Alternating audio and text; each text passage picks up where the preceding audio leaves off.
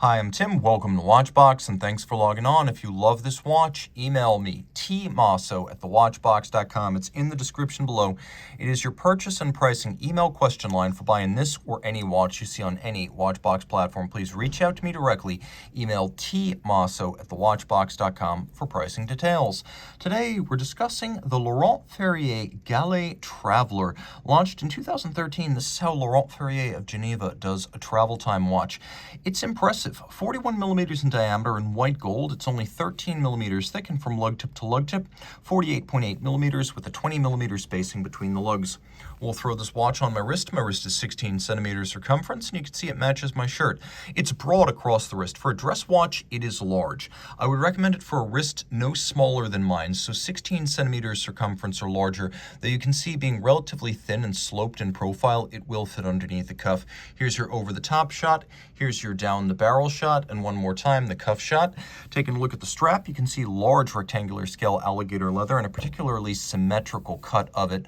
A Laurent Ferrier factory strap. It's a wonderful suede material on the bottom. You can see it's in brand new condition.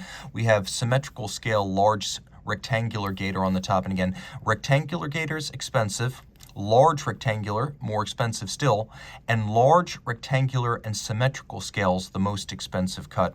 We have a broad folded edge to the strap, a monotone stitch, and then a lovely matching white gold buckle with a handsome fluid undulating form that echoes the soft, organically inspired profile of the Galet, which, strictly speaking, is supposed to reference the shape of a pebble smoothed over time in a babbling brook. You can see it's also all of high polish.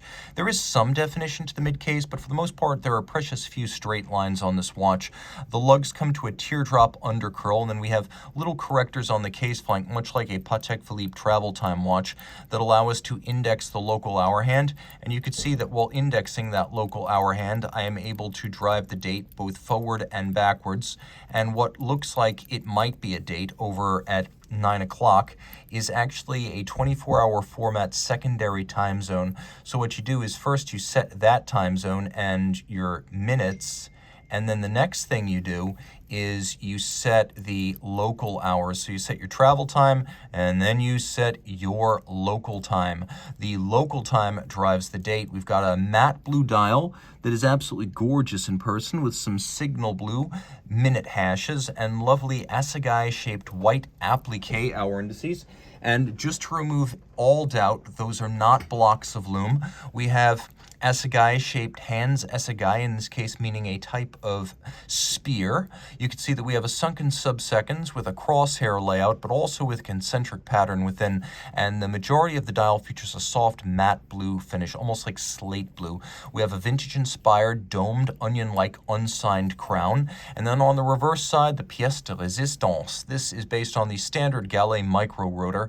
It's the Laurent Ferrier 230.01. Now, while these are no longer called FBN, La Fabrique du Temps, a Louis Vuitton company, still does have a connection to Laurent Ferrier as a co-developer of their movement. So that's where this design partially comes from, though the finishing, the assembly, and the regulation is done in-house at Ferrier.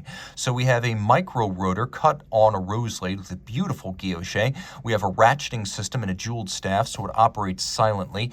A single mainspring barrel is thus energized with 72 hours of power reserve. Twin nickel phosphorus escape wheels directly impulse the balance and only in its direction of travel, and only with tangential contact.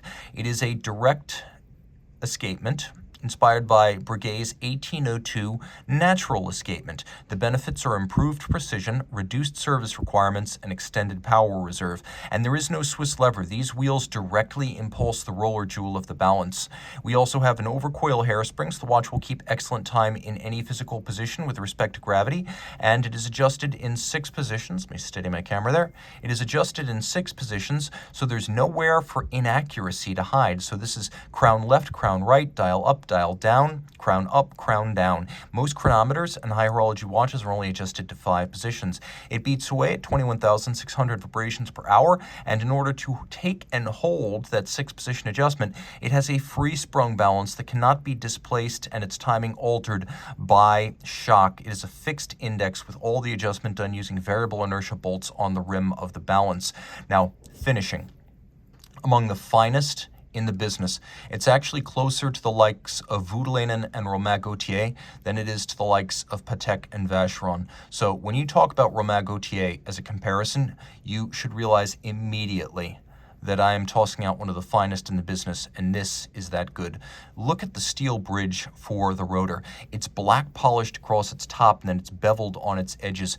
Every screw head is black polished with diamond paste or an ultra-fine abrasive paper. Its slot and its circumference chamfered. You could see that there's a steel half bridge for the balance that has been black polished, so named because it turns black at almost every angle except its one reflective angle. So we have that poly noir black polish and then 4 interior angles.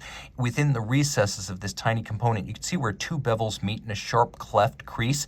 That is one of the most challenging assignments for a finisseur, a person who finishes watch components. Laurent Ferrier has a person who does this and only this all day. But we also have 1, 2, 3, 4 additional interior angles. This watch is simply groaning with them, an embarrassment of riches. Some Geneva hallmark movements don't even have one such angle. The Côte de Genève are broad, light, and luminous, laid down by a abrasive wheel and not stamped. You can see that the little rocker for the winding system is also black polished, and that the bevels are literally 1 mile wide, among the finest I've ever seen and truly finished by hand. The same level of finish has been lavished on all of the jewel sinks for a partridge eye effect. And then we have engine-turned perlage on the base plate with satination on the underlying bridge for the winding system and satination across all of the wheels. If you look inside the wheels, you can even see that they have been internally beveled. 30 meters water resistant and very, very, very impressive. Reach out to Team Mosso at thewatchbox.com for purchase and pricing details.